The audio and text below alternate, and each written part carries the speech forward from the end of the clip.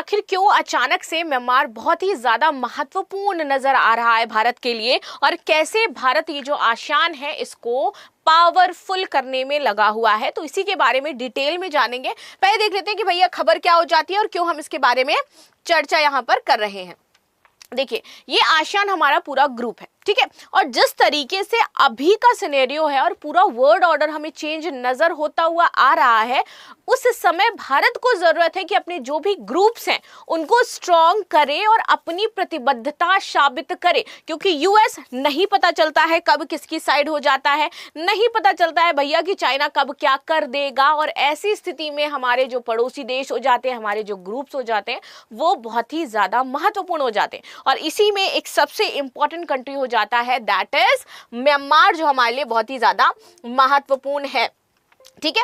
अब धीरे धीरे म्यांमार पर भी चाइना ने अपना आधिपत्य जमाना शुरू कर दिया, ये हम और आप दोनों ही जानते हैं, क्योंकि म्यांमार के पास दुनिया की वो चीज है जो किसी भी नेशन को पूरी दुनिया के सामने एक सुपीरियरिटी लेवल पर ला करके खड़ा कर सकती है, और पूरी दुनिया उसके सामने झुकेगी भी, जिसका फायदा प्रेजेंट टाइम में कौन उठा रहा है, दैट इज चाइना, राइट। चलो आगे बात करते हैं और देखते हैं भैया खबर क्या हो जाती है, क्यों इतने इंपॉर्टेंट है। तो हाल ही में हमारे जो प्रधानमंत्री नरेंद्र मोदी जी हैं, इन्होंने नई सरकार जो बनी है म्यांमार में, इनके जो राष्ट्रपति नियुक्त किए गए हैं, इनको बुलाया है, मिलने के लिए आमंत्रित किया है, और वो आने वाले हैं, ठीक है। That's why this is going to be a very important. India's policy on Myanmar will be pragmatic, says official India to host Myanmar president hailing exile government call him a terrorist junta। अब देखो यहाँ पर सबसे बड़ी चीज ये हो जाती है कि इनको ना, जो नए अभी बने हैं प्रेसिडेंट, इनको बोला जाता है कि ये जुंटा समुदाय से और ये एक टेररिस्ट हो जाते हैं। तो एक टेररिस्ट को कैसे हमारी जो भारत सरकार है वो सपोर्ट कर सकती है।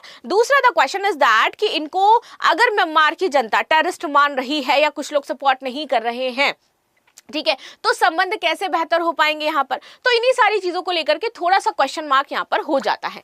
नाउ आगे आ जाते हैं, तो ऑफिशियल विजिट पर आ रहे हैं, गवर्नमेंट ने यहाँ पर क्या क्या दिया है, ठप्पा लगा दिया है कि ये आने वाले हैं कब, तो 1 जून को प्रधानमंत्री मोदी के साथ दोनों देशों के बीच संबंधों को लेकर के बातचीत होगी, और ये जो यात्रा हमारी शुरू होने वाली है, इनकी पहली आधिकारिक यात्रा है, ठीक है। और इसके बाद अगर हम बताएं, जो पद संभालने के बाद की मैं बात कर रही हूं, तो इनकी पहली आधिकारिक यात्रा है। और सबसे इंपॉर्टेंट चीज, ये इस समय जो इंडिया का बुद्धिस्ट प्लेस हो जाता है, बिहार वगैरह हो जाता है, यहां से शुरुआत करेंगे। तो राष्ट्रपति का नाम है हमारे यू मिन आ हाइंग, ठीक है। अब देखिए, Myanmar president hailing being first Indian visit aimed at the strengthening strategic ties, और इस वजह से ये बहुत ही ज्यादा महत्वपूर्ण है।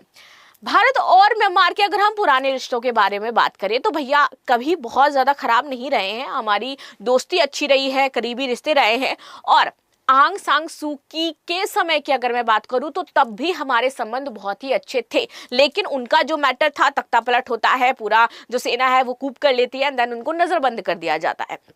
उसके बाद से संबंधों में थोड़ा सा उतार चढ़ाव अवश्य देखने को मिला था, क्यों मिला था ये भी जानेंगे। अब आगे आ जाते हैं, म्यांमार इतना जरूरी क्यों है हमारे लिए, क्यों महत्वपूर्ण हो जाता है, क्यों हमारी जो इंडियन प्रेसिडेंट है या फिर इंडियन जो पीएम है, हमारी जो इंडिया की पॉलिसी है, वो क्यों बिल्कुल भी देरी नहीं करना चाह रही है। क्योंकि जैसे ही हमने देखा कि हमारे 3 पड़ोसी देशों में हाल ही में सरकार बनी है। पहला तो बात कर लेते हैं बांग्लादेश, तारिक रहमान आए हैं। नेपाल की बात करते हैं, बालेन शाह आए हैं, उनको भी हमने इनवाइट किया, तारिक रहमान को भी हमने इनवाइट किया। एंड यहाँ पर म्यांमार में सरकार बनी तो इनको भी हमने इनवाइट किया।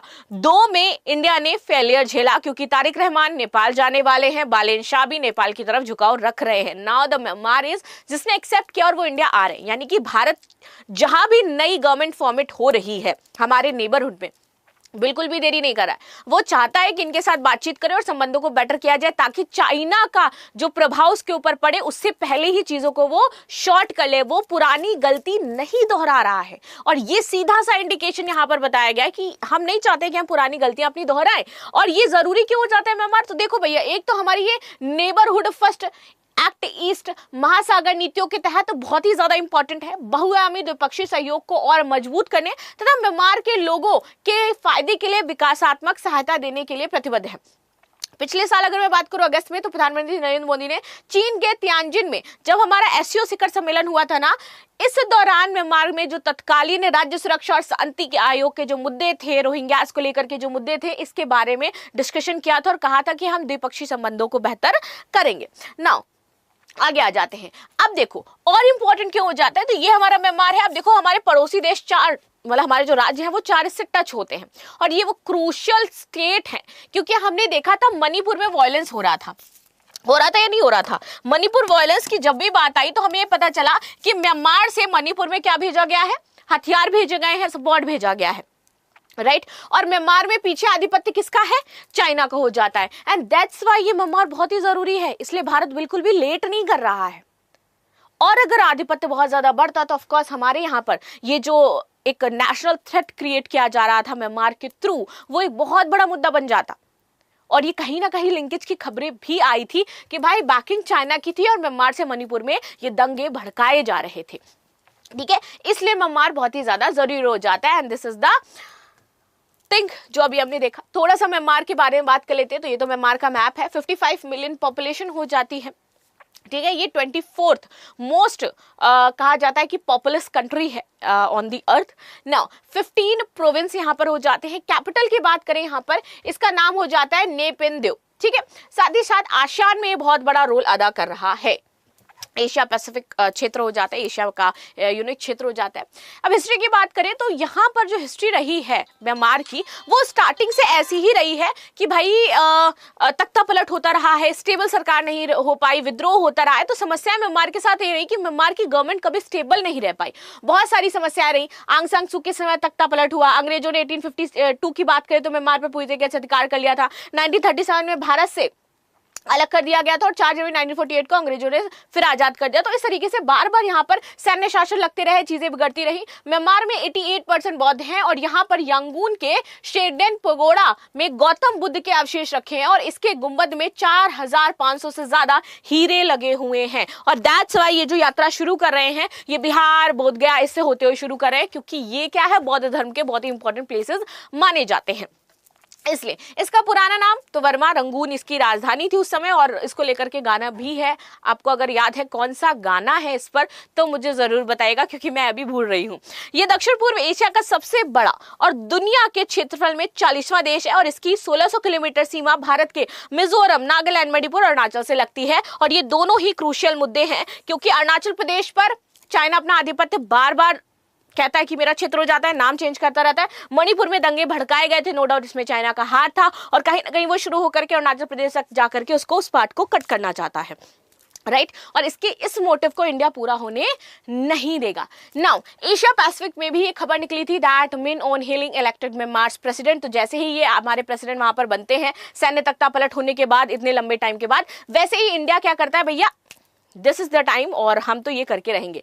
अब थोड़ा सा आप देखो कि कब क्या तख्ता पलट हुआ था। तो 1 फरवरी 2019 में यहाँ पर जो मिन ऑन हेलिंग थे, the journal who seize the power, इन्होंने यहाँ पर म्यांमार कूप के बाद सारे काम किए थे। आंग सान सू को पूरी तरीके से जो नोबेल प्राइज विजेता भी रही थी, इनको नजरबंद कर दिया गया। कहा गया था कि इन्होंने जो वोटिंग हुई थी जब ये जीती थी तो गलत तरीके से जीती थी और इसी वजह से सेना को सुप्रीम माना गया और इनकी जो पावर थी वो सब खत्म कर दी गई। रातों रात 1 फरवरी 2021 को इनको सत्ता से हटा दिया गया था और जो मिलिट्री लीडर जनरल मिन ऑन्ग थे ये आ गए थे सत्ता में, लेकिन तब तक ये राष्ट्रपति नहीं बने थे, प्रेसिडेंट काइंड ऑफ थिंग नहीं थी, लेकिन सत्ता में थे। फाइनली अब क्या बन गए हैं, ये प्रेसिडेंट यहाँ करके बन गए हैं और इसीलिए इनको ये भी कहा जाता है कि ये क्या है, जुंटा शासन, जिसको लेकर के बात विवाद चलता रहता है कि उसके एक टेररिस्ट नेता हैं, ऐसा इनको टैग दिया गया है। चलिए तख्ता पलट हुआ क्यों था, तो मैंने आपको बताया ना, वोटिंग को लेकर के हुआ था कि इन्होंने गलत तरीके से वोट प्राप्त किए हैं और ऐसा इस वजह से हम कर रहे हैं। इनके राजनीतिक करियर के बारे में भैया आप जान लीजिए कि भैया कब कब क्या क्या रही है, जो कि हमारे लिए इतना इंपॉर्टेंट नहीं है राजनीतिक करियर, क्योंकि अभी हम बात कर रहे हैं म्यांमार क्यों इंडिया के लिए जरूरी हो जाता है। ये तो अपनी पास्ट हिस्ट्री रही है, जो इसका बैकग्राउंड था वो हमने सारा कुछ समझ लिया है। नाउ आगे आते हैं, म्यांमार का सिविल वॉर से अभी तक का क्या हमें सिनेरियो देखने को मिला है, क्या क्या चीजें रही हैं, इंडिया के लिए क्यों इंपॉर्टेंस ये रखता है। तो देखोगे कि जुंटा जो सैन्य है वो केवल 21 से 38 क्षेत्र पर नियंत्रण रखता है म्यांमार में भी, और वहां पर आप देखोगे तो नेपिडा यांगून कॉरिडोर में एक तरह के सिटी स्टेट की तरह सिमटा हुआ है, और वहीं NUG और जातीय सशस्त्र संगठनों जैसे कि अरकाना आर्मी मिलकर के लगभग 42 तो 60% क्षेत्र जो आपका शैडो स्टेट है इसका संचालन कर रहे हैं। और ये अरकाना आर्मी बहुत ही ज्यादा इंपॉर्टेंट हो जाती है बिकॉज इसी अरकाना आर्मी के साथ चाइना ने डील साइन करी है REE को लेकर के, एंड यही मैं आपको बताना चाह रही हूं। This is important point.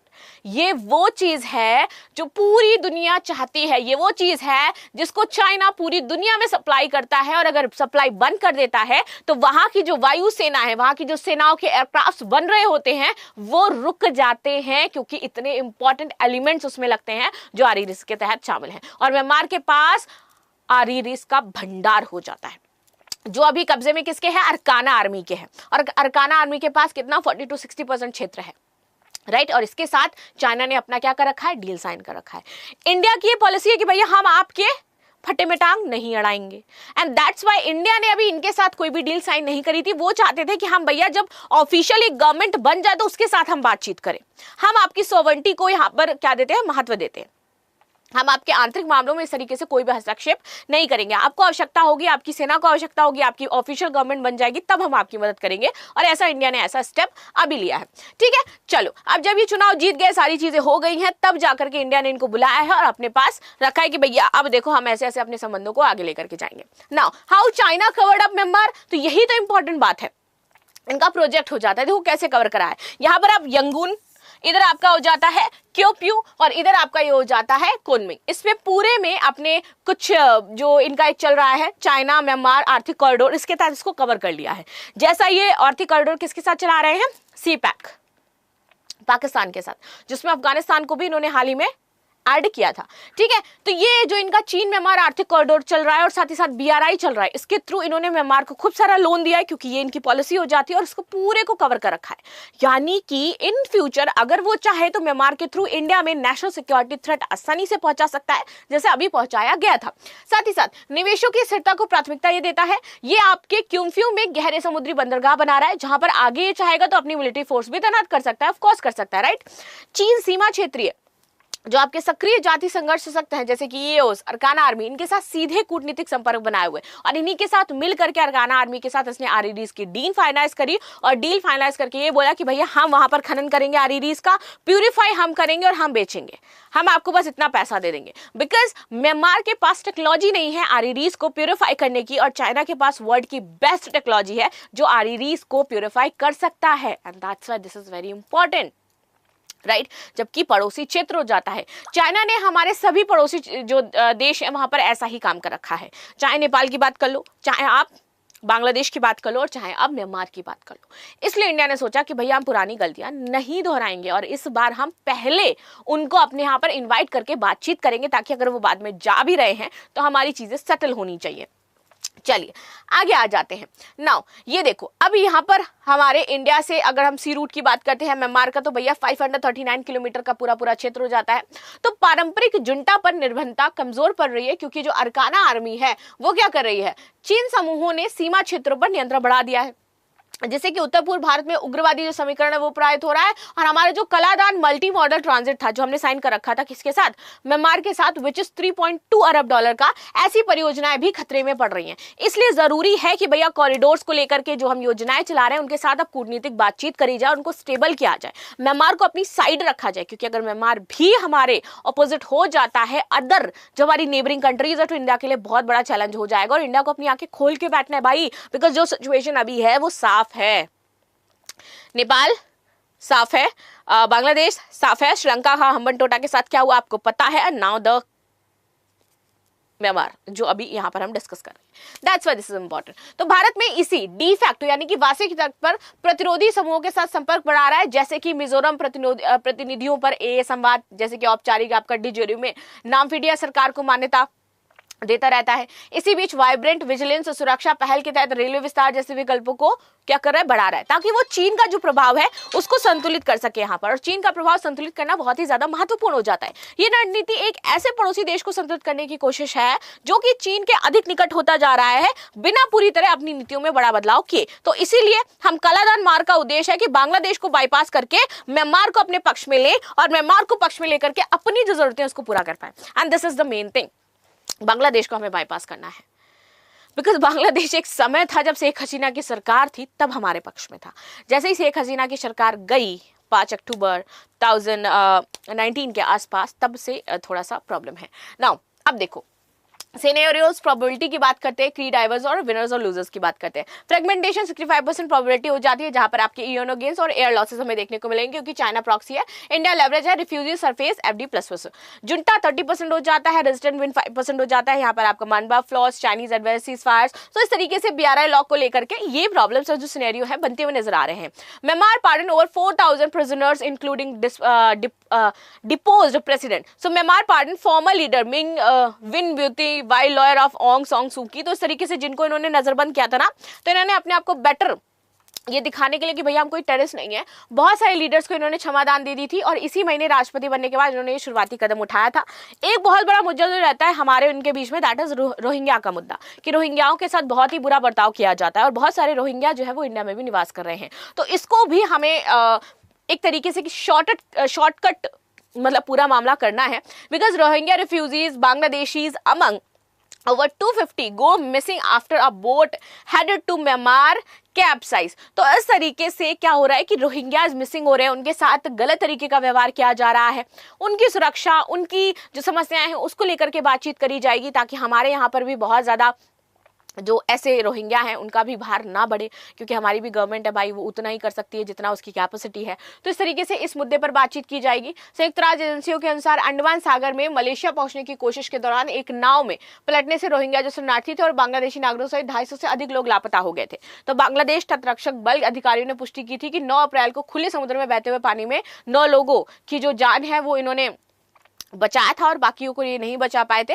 तो इस तरीके से इसमें 8 पुरुष और 1 महिला हमारी शामिल थी। तो इनका जेनोसाइड का जो एक केस है चल रहा है म्यांमार में, कि इनका जेनोसाइड किया जा रहा है, और अंतरराष्ट्रीय जो हमारी कोर्ट हो जाती है वहां पर इस मुद्दे को डिस्कस किया जा रहा है। तो उसके लिए भी यहाँ पर एक क्लियरेंस ऑपरेशन है, इससे संबंधित चीजें की जाएंगी। तो ये सब अभी बातें बहुत ज्यादा है, इंपॉर्टेंट है, जिस पर डिस्कशन हो सकता है, बातचीत हो सकती है, चीजें निकल करके आ सकती है। प्लस यहाँ पर free movement regime to end in Myanmar border, और इस तरीके से फ्री मूवमेंट जो रिजीम एंड हुआ था, इस प्रोजेक्ट को लेकर के Kaladan multi modal transit project को लेकर के हम बातचीत करेंगे, जो कि बहुत ही इंपॉर्टेंट हो जाता है, बिकॉज हमारे जो मीसो थे म्यांमार के रास्ते से जोड़ेगा, और ये परियोजना भारत की लुक ईस्ट, एक्ट ईस्ट और नीति को बहुत ही ज्यादा मजबूत करेगी। प्लस भारत और आसियान देशों के बीच में निवेश, पर्यटन, साथ ही साथ हमारे जो क्षेत्रीय संपर्क है उसको बढ़ा देना, जिससे कि भविष्य में वो जो कंबोडिया हो जाता है, लाओस हो जाता है और जो वियतनाम हो जाता है, उस पर अपनी चीजों को विस्तारित कर सके और अपनी जो नीति है उसको बेटर कर सके, और आसियान जो कंट्रीज है उस पर अपना आधिपत्य जमा सके। और इसलिए इंडिया क्या कर रहा है, म्यांमार के साथ अपने संबंधों को बेहतर करने में लगा हुआ है और पुरानी गलतियों को नहीं दोहराना चाहता है। इस पर आपकी क्या राय है जरूर बताइएगा। मिलते हैं नेक्स्ट क्लास में, तब तक के लिए धन्यवाद। लाइक शेयर सब्सक्राइब करना बिल्कुल भी ना भूलें, and thank you so much.